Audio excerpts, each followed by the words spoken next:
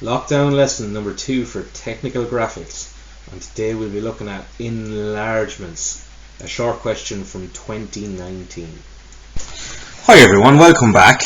What I'm going to do today is a very quick lesson on enlargement, and I'm going to take the example from the 2019 technical graphics higher level paper, where there was an enlargement question, short question, question 13.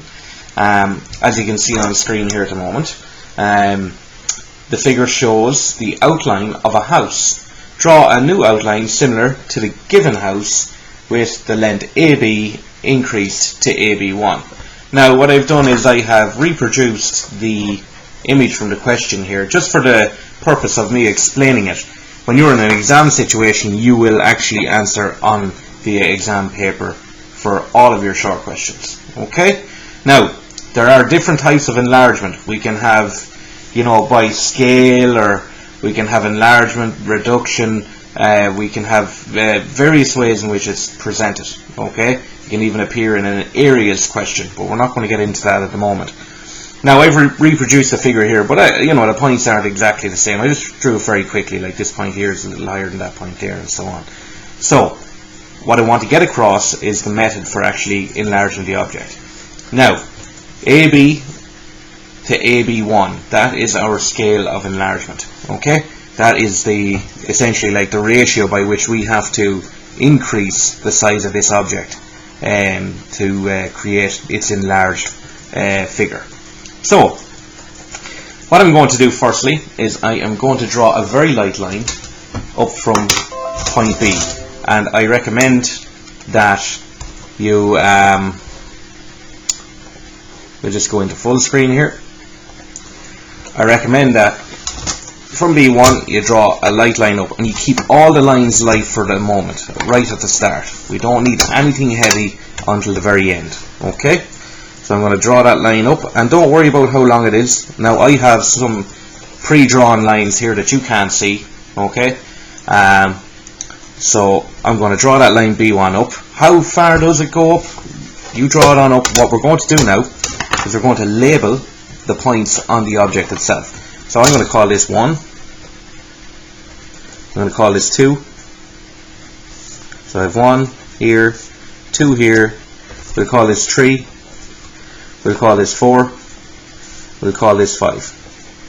Okay?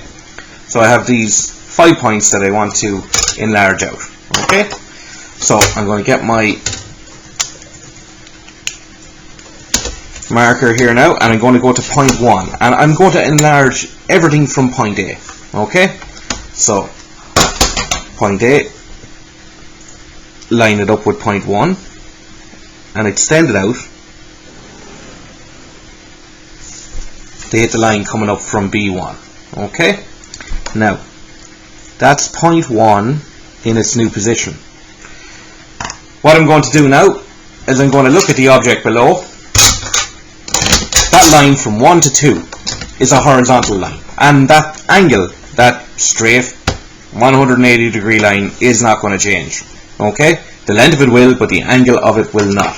So what I'm going to do is I'm going to draw a light construction line once again, and again I have it pre-marked from in preparation for this. And what I'm going to do here now is I'm going to line A up with point 2,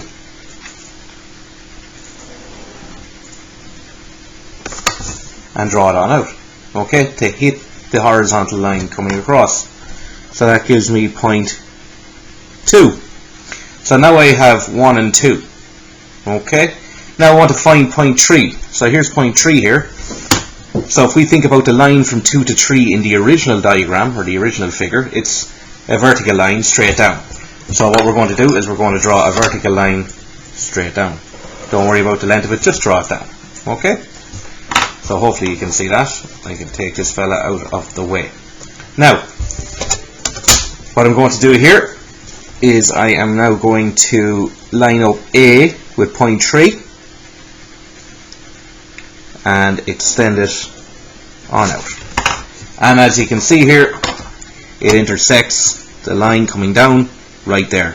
And I'm going to call that point 3.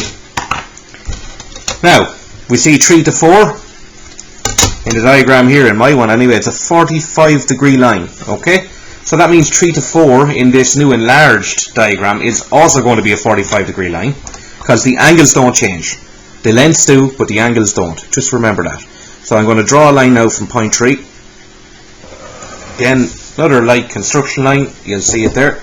I might make that one a little bit heavier so you can see it a little more clearly. What I'm going to do now is from point A, I'm going to line it up with point 4 and extend it on out.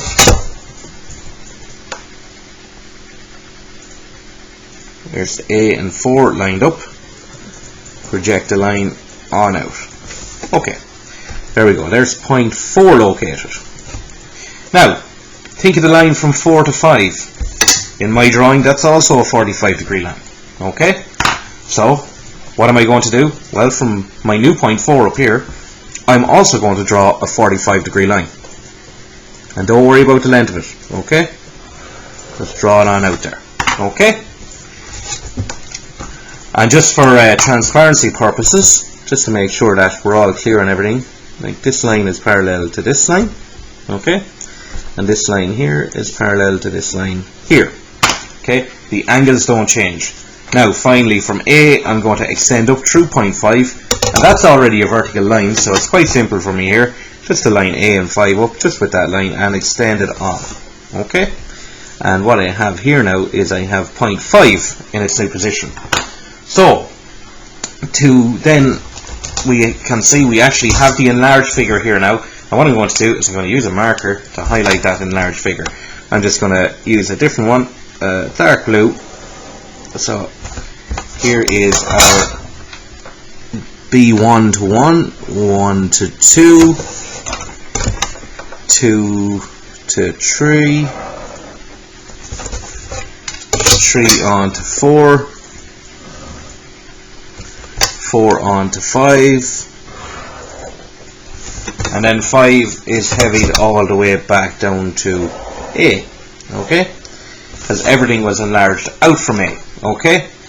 And you can see now I have that enlarged figure there, and I'll apply a little bit of colour there so that we can actually determine the difference between these two different shapes.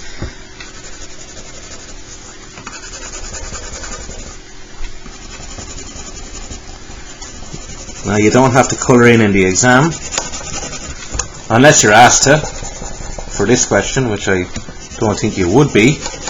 But I always think it's a nice touch if you have the time to do so. Okay?